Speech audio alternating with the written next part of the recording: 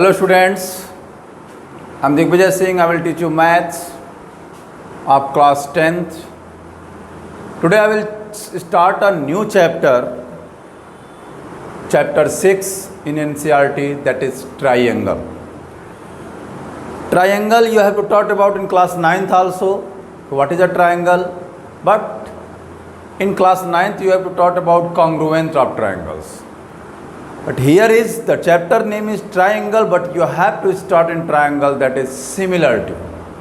We will briefly describe what is triangle and all the things related to the triangles. इस प्रकार से हम आपको समझा देंगे कि अगर आपने पहले भूल भी गया है तो सारी चीज़ें फिर आपकी रिवाइज हो जाएंगी. तो now students let's start triangle. Okay, triangle क्या होता है? क्लास 5th से पढ़ते चले आ रहे हैं. ट्रायंगल आजकल कुरकुरे और बहुत से खाने के पदार्थ जो है ट्रायंगल में आते हैं. अब बच्चे कहते हैं ट्रायंगल चाहिए हमको. They don't know about triangle. तो ट्रायंगल की डेफिनेशन 3 साइडेड क्लोज फिगर वही है. A close figure found by 3 line segments. A closed figure formed by 3 line segments. A closed figure formed by 3 line segment is called a triangle. ठीक है? A closed figure formed by 3 line segment is called a triangle. Okay? अब triangle में क्या होता है? Triangle के 3 vertices होते हैं, 3 साइड्स होती है और 3 एंगल्स होते हैं. हम इसको ऐसे भी डिफाइन कर सकते हैं, अब चूंकि स्टैंडर्ड बदल गया है. A polygon having 3 sides is called a triangle. A polygon क्या होता है? A polygon is a closed figure formed by 3 और more than 3 line segments. A polygon is a closed figure formed by 3 और more than 3 line segments. यानी 3 sided polygon triangle, 4 sided polygon quadrilateral, 5 sided polygon pentagon, hexagon, heptagon. Okay, तो कहने का मतलब ये है कि आपको सिर्फ यहाँ ट्रायंगल के बारे में अच्छे से जानना है. अब ट्रायंगल के क्या होते हैं? A triangle has 3 vertices. Vertex का प्लूरल फॉर्म वर्टिसेस होता है. 3 साइड्स एंड 3 एंगल्स, ये होता है ट्रायंगल. अब बात करते हैं एलिमेंट्स की. एलिमेंट्स ऑफ अ ट्रायंगल ये वही होते हैं जो कंस्ट्रक्शंस में और कॉन्ग्रुएंसी में काम करते हैं. कंस्ट्रक्शन में और कॉन्ग्रुएंसी में चर्चा करेंगे कि अगर तीनों साइड दिया हो तो, या 2 साइड 1 एंगल उनके बीच का दिया हो, या 2 एंगल 1 साइड दिया हो. इस तरीके से अगर हम कंस्ट्रक्शन करते हैं, यानी एलिमेंट ऑफ अ ट्रायंगल होते हैं 6. ये नहीं कि 3 3 6 9 एलिमेंट. एलिमेंट 6 होते हैं. कौन कौन? 3 साइड्स और 3 एंगल्स. ये एंगल्स और साइड इसके एलिमेंट्स कहलाते हैं. तो a triangle is a closed figure formed by 3 line segments. A triangle is a polygon. A polygon having 3 sides is called a triangle. It has 3 vertices, 3 sides and 3 angles. How many elements of a triangle? There are 6 elements of a triangle, that is 3 sides and 3 angles. Okay, अब बात करते हैं congruency की, लेकिन उसके पहले हम बात करते हैं ट्रायंगल के पार्ट्स की, काइंड्स ऑफ ट्रायंगल. अगर ध्यान दो बेटा, अगर 3 लकड़ी का टुकड़ा है, 3 लकड़ी का टुकड़ा है, अ पार्ट ऑफ वुड, लकड़ी का टुकड़ा, तो या तो वो तीनों इक्वल होगी. वो लकड़ी का टुकड़ा क्या होगा? हम उसको साइड मान लेते हैं. क्या मान लेते हैं? साइड मान लेते हैं. या तो वो तीनों इक्वल होगी, या तो उसमें से 2 इक्वल होंगी, 1 अनइक्वल होगा, या तीनों डिफरेंट होंगे, कोई अनइक्वल नहीं होगा. तो according kinds of triangles,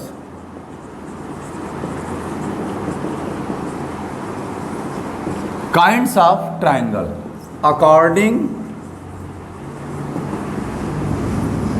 to the sides. हमने लकड़ी के टुकड़े का एग्जाम्पल दिया. According to the sides. तीनों लकड़ी टुकड़े हैं, इक्वल हैं, इक्विलेटरल ट्राइंगल। दो इक्वल हैं, आइसोसेलेस ट्राइंगल। तीन इक्वल हैं, स्केलेन ट्राइंगल। इक्विलेटरल ट्राइंगल को हिंदी में समबाहु त्रिभुज, आइसोसेलेस को समद्विबाहु ट्राइंगल यानी त्रिभुज, तीन भुजाओं वाला त्रिभुज ट्राइंगल। इक्विलेटरल यानी ऑल साइड्स आर इक्वल, समबाहु समान भुजाओं वाला त्रिभुज। आइसोसेलेस समद्विबाहु समान दो भुजाओं वाला यानी आइसोसेलेस। और स्केलेन यानी विषम बाहु त्रिभुज, विषम भुजाओं वाला यानी भिन्न भिन्न भुजाओं वाला, यानी उन जो भुजाएं यानी जो साइड्स हैं वो डिफरेंट लेंथ की होंगी। ओके, ये तो हो गया अकॉर्डिंग टू साइड्स। अब बात करते हैं बेटा अकॉर्डिंग टू द एंगल्स।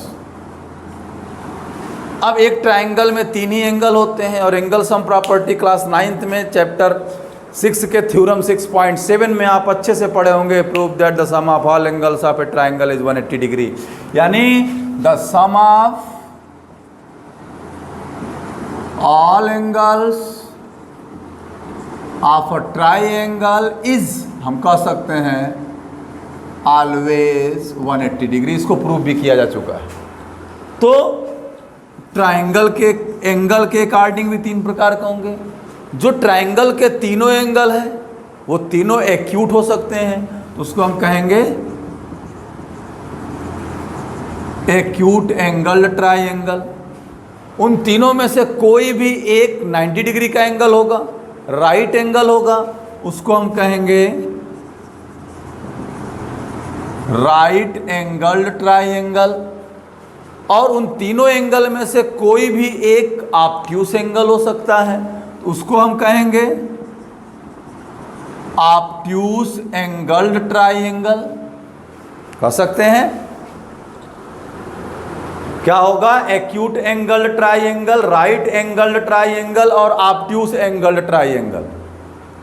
ठीक है, तो इसका मतलब क्या है? एक्यूट एंगल क्या होता है? बिटवीन 0 एंड 90, यानी जो एंगल 1 डिग्री से लेके 89 डिग्री तक का होगा वो एक्यूट एंगल होगा।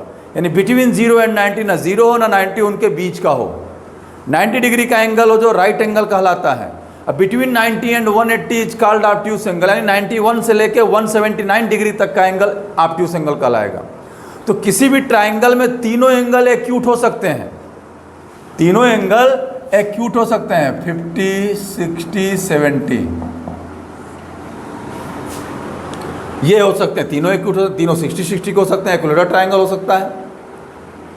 या तो अगर एक ट्राइंगल में एक से ज़्यादा राइट एंगल नहीं हो सकता, एक ट्राइंगल में एक से ज़्यादा ऑब्ट्यूस एंगल नहीं हो सकता। क्यों नहीं हो सकता? इसका भी रीज़न आप बता सकते हैं। क्योंकि ट्राइंगल के तीनों एंगल का सम होगा 180 डिग्री, और अगर एक ही दो एंगल 90-90 हो गए, दोनों का सम 180 हो गया, तो तीसरा क्या डांस करेगा? और अगर एक दो एंगल ऑब्ट्यूस एंगल हो गए तो उनका सम तो 180 से ज़्यादा हो गया, क्योंकि ऑब्ट्यूस का मतलब मोर देन 90। तो जब दो एंगल मोर देन 90 होंगे तो उनका सम मोर देन 180 हो गया, और तीनों का सम 180 होना चाहिए, ना 180 से कम ना 180 से ज़्यादा। एक ट्राइंगल के तीनों एंगल का सम ना 179 होगा ना 181 होगा, सिर्फ 180 डिग्री होगा। क्लियर है? अब ये हो गया ट्राइंगल के काइंड्स। इक्विलेटरल ट्राइंगल, अगर इसकी तीनों साइड इक्वल होती हैं तो इसके तीनों एंगल भी इक्वल होते हैं, प्रत्येक एंगल 60 डिग्री का होता है। आइसोसेलेस ट्राइंगल, इसके दो एंगल इक्वल होते हैं, दो साइड इक्वल होती है तो उनके अपोजिट एंगल्स भी आपस में इक्वल होते हैं। स्केलेन ट्राइंगल, इसकी कोई साइड इक्वल नहीं होती तो इसका कोई एंगल इक्वल नहीं होते हैं। एक्यूट एंगल ट्राइंगल, अगर तीनों एंगल इक्वल है तो तीनों साइड भी इक्वल होगी तो इक्विलेटरल हो जाएगा। Right triangle, right angle triangle में अगर इसके दो एक्यूट एंगल, क्योंकि एक एंगल 90 डिग्री का होगा तो बचे दो एंगल वो एक्यूट एंगल होंगे, तो sum of two acute angles of right triangle is always 90 degree. क्योंकि ये अगर राइट ट्राइंगल है, ध्यान दीजिएगा, तो ये 90 डिग्री का हो गया, तो बचे ये दोनों, तो इन दोनों का ऐड 90 होगा, क्योंकि 90 और दोनों मिलकर 90 तभी 180 होगा। अब ये दोनों इक्वल अगर हो गए तो इसको हम कहेंगे आइसोसेलेस राइट एंगल ट्राइंगल, यानी दो साइड इक्वल हो जाएगी। और ऑब्ट्यूस एंगल ट्राइंगल, इसमें भी हो सकता है, एक एंगल इसका 90 ज़्यादा होगा तो बाकी ये दोनों एंगल इक्वल भी हो सकते हैं, नहीं भी इक्वल हो सकते हैं। अगर मान लीजिए कि ये हो गया 130 डिग्री और ये 25 का, ये 25 का, हो सकता है, कोई दिक्कत नहीं है। लेकिन एक से ज़्यादा ऑब्ट्यूस एंगल नहीं होंगे, एक से ज़्यादा राइट एंगल नहीं होंगे। क्लियर है? अब थोड़ी चर्चा इसके काइंड्स में हम कर लेते हैं, प्रॉब्लम दूर हो जाएगी आप लोगों की, कोई दिक्कत होगी नहीं बेटा। ये सब चीज़ें आप पहले पढ़ चुके हैं, रिवाइज कर रहे हैं, रिवाइज कर दें, कुछ चीज़ें आपके दिमाग में आ जाएंगी। क्योंकि किसी भी चीज़ को स्टार्ट करने से पहले, कोई काम करें उसके पहले प्री नॉलेज होना बहुत जरूरी है, थोड़ा सा उसके बारे में जानकारी। ट्राइंगल पढ़ने जा रहे हैं, similarity the new things for you.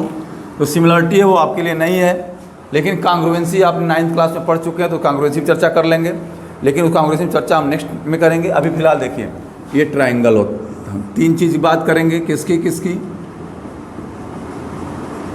Altitudes की, मीडियंस की। एल्टीट्यूड से होता है आर्थो सेंटर और मीडियन में होता है सेंट्रायड। इसके बारे में चर्चा करेंगे कि एल्टीट्यूड क्या होता है। किसी भी इसके बारे में आप क्लास 7th में चर्चा कर चुके होंगे। क्लास 7th में इसको बताया जाता है कि किसी भी ट्रायंगल में वर्टेक्स से अपोजिट साइड पे वो लाइन सेगमेंट जो 90 डिग्री का एंगल बनाए, ध्यान दीजिएगा, वो एल्टीट्यूड कहलाता है। एल्टीट्यूड या height, the perpendicular distance from the vertex to the opposite side is called altitude. यानी a line drawn from vertex intersect opposite side at 90 degree, that is called altitude of the triangle. All the altitudes, एक triangle में 3 altitudes होंगे क्योंकि 3 vertices हैं। All the altitudes passing through a point, सभी altitudes एक point से पास होते हैं, उन पॉइंट्स को कहते हैं आर्थो सेंटर। इस पॉइंट को क्या कहते हैं? Ortho centre. ध्यान रखिएगा। यानी आपने लाइन जब पढ़ा होगा तो कॉन्करेंट लाइंस के बारे में बता होगा कि 3 or more lines passing through a point. जब 3 या 3 से ज़्यादा लाइन एक पॉइंट से पास होते हैं तो उन लाइंस को कॉन्करेंट लाइंस कहते हैं, और उस पॉइंट को पॉइंट ऑफ कॉन्करेंस कहते हैं। तो all the altitudes are concurrent and the point of concurrence of the altitudes are called orthocentre. Okay, अब देखिए मीडियन, चर्चा करना बहुत जरूरी है, सब जानना जरूरी है। मीडियन क्या होता है? In a triangle a line segment drawn from the vertex to the mid point of opposite side. ये देखिए, ये ट्राइंगल ABC है, इसका BC का मिड पॉइंट D है, तो AD इसका मीडियन हो गया। किसी भी ट्राइंगल में वर्टेक्स से अपोजिट साइड के मिड पॉइंट को जो लाइन सेगमेंट मिलाएगा वो मीडियन कहलाएगा। क्या कहलाएगा? मीडियन। अब एक ट्राइंगल में 3 मीडियन ड्रा किए जा सकते हैं। मीडियन का मतलब क्या? अपोजिट साइड के मिड पॉइंट को जो लाइन सेगमेंट मिला दे वो मीडियन कहलाता है। And all the medians passing through a point, सभी मीडियंस एक पॉइंट से पास होते हैं। और अगर ऐसा नहीं हो रहा है तो कहीं कुछ रॉन्ग है। उसी पॉइंट को सेंट्रायड कहते हैं, उसी पॉइंट को हम सेंट्रायड कहते हैं। और जो सेंट्रायड होता है प्रत्येक मीडियन को 2:1 के रेशियो में डिवाइड करता है। यानी a centroid divide each median in the ratio 2:1। अब उस सेंट्रायड से वर्टेक्स तक की जो डिस्टेंस होगी वो ट्वाइस होगी उस सेंट्रायड से अपोजिट साइड तक की जो लेंथ है। ओके, तो ये होता है सेंट्रायड। बाकी परपेंडिकुलर बाइसेक्टर्स होते हैं। आप परपेंडिकुलर बाइसेक्टर के बारे में जान सकते हैं कि जब साइड्स के अकॉर्डिंग, ये जैसे ट्राइंगल है, इनके साइड्स के परपेंडिकुलर बाइसेक्टर, भाई एक लाइन सेगमेंट का परपेंडिकुलर बाइसेक्टर कैसे ड्रा करते हैं? इनके हाफ से ज़्यादा डिस्टेंस लेके आर्क लगाते हैं। ये जितने परपेंडिकुलर बाइसेक्टर ड्रा होते हैं ये एक पॉइंट से पास होते हैं, उस पॉइंट्स को कहते हैं सरकम सेंटर। उन पॉइंट को क्या कहते हैं? All the perpendicular bisectors of the sides are concurrent and the point of concurrent का सर्कम सेंटर। अब देखिए, जो आर्थो सेंटर होता है वो सर्किल ट्राइंगल के अंदर भी हो सकता है, ट्राइंगल के बाहर भी हो सकता है, और ट्राइंगल के वर्टेक्स पे भी हो सकता है। जैसे राइट ट्राइंगल में सर्कम सेंटर अंदर भी हो सकता है, बाहर भी हो सकता है, लेकिन सेंट्रायड हमेशा ट्राइंगल के अंदर होगा। सेंट्रॉयड हमेशा कहाँ होगा? ट्राइंगल के अंदर होगा। तो नाउ द स्टूडेंट्स, आज हमने आपको ट्राइंगल के बारे में बताया। अब नेक्स्ट वीडियो में मैं आपको कॉन्ग्रुएंट ऑफ ट्राइंगल से लेकर सिमिलरिटी तक की चर्चा करूंगा।